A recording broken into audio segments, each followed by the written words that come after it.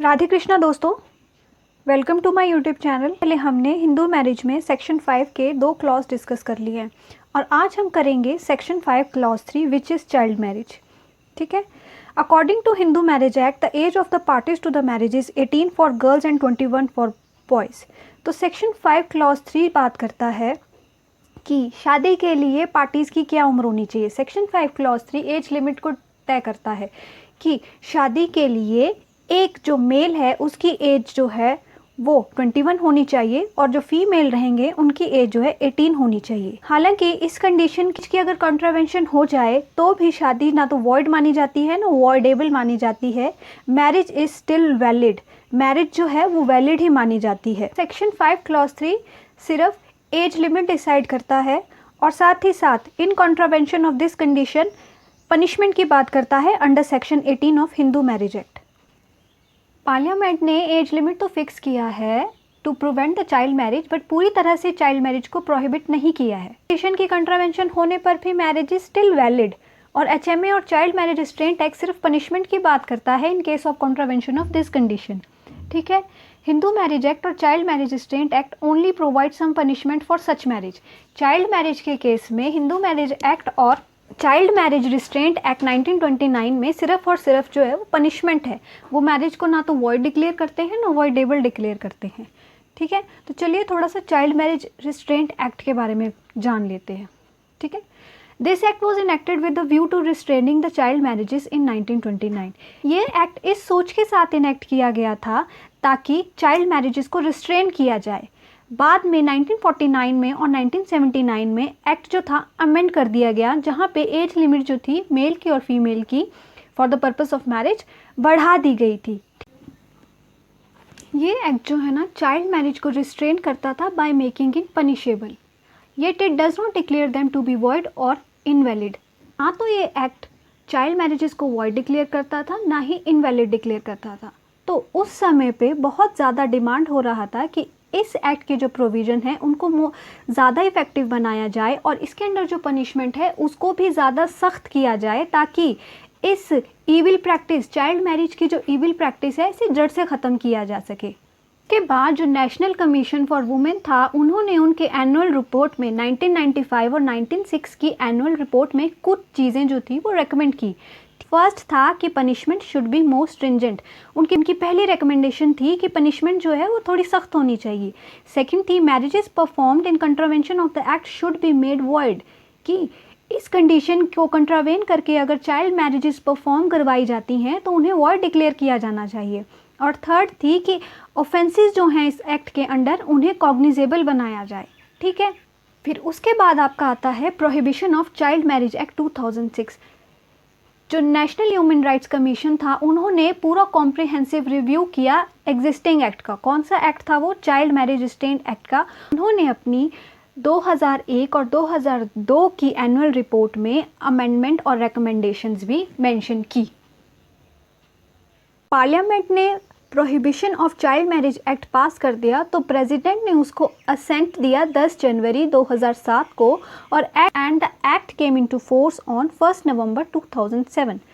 अब जो आपका prohibition of child marriage act 2006 था ये इफेक्ट में आ चुका था। इस एक्ट के कुछ सेलिएंट फीचर्स जो हैं उनको देख लेते हैं। ठीक है। फर्स्ट था child marriage to be voidable at the option of contracting party being a child. इस एक्ट के अंडर चाइल्ड मैरिज को वॉइडेबल बना दिया गया।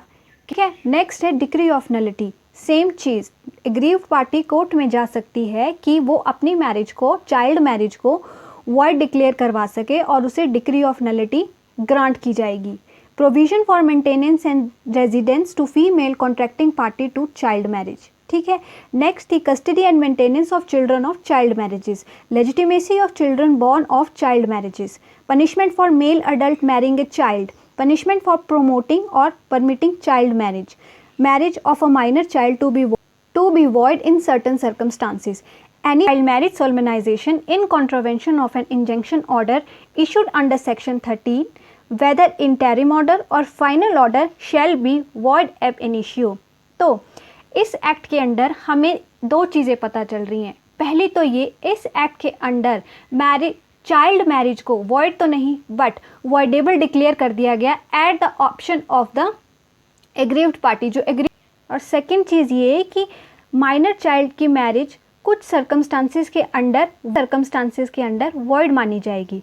और कोई भी child marriage, any child marriage जो injunction order issued under section 13, जो किसी कोर्ट के द्वारा इंजंक्शन ऑर्डर इशू किए गए होंगे उस चाइल्ड मैरिज को रोकने के लिए, उनको कंट्रावेन करके चाइल्ड मैरिज परफॉर्म करवाई गई होगी, फिर चाहे वो इंजंक्शन ऑर्डर इंटरिम हो या फाइनल हो, वो मैरिज वॉइड एब इनिशियो मानी जाएगी। कहने का मतलब है शुरू से ही वो मैरिज जो है वॉइड मानी जाएगी, एनी चाइल्ड मैरिज। ठीक है, अंडर दिस एक्ट ऑफेंसेस जो हैं उन्हें कॉग्निजेबल और नॉन बेलेबल बना दिया गया। ठीक है, प्रोहिबिशन ऑफिसर्स अपॉइंट किए जाते हैं।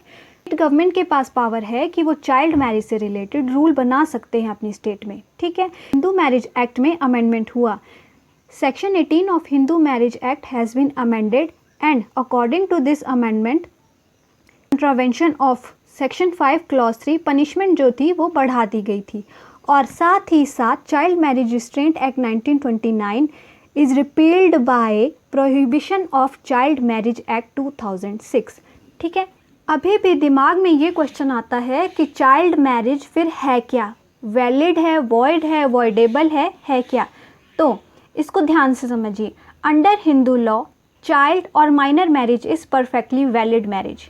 Although Section 5 Clause 3 of Hindu Marriage Act provides that at the time of marriage the boy should be 21 and the girl should be 18 years, but फिर भी marriage in contravention of this condition is neither void nor voidable. The Act only provides for some punishment under Section 18 for such marriage.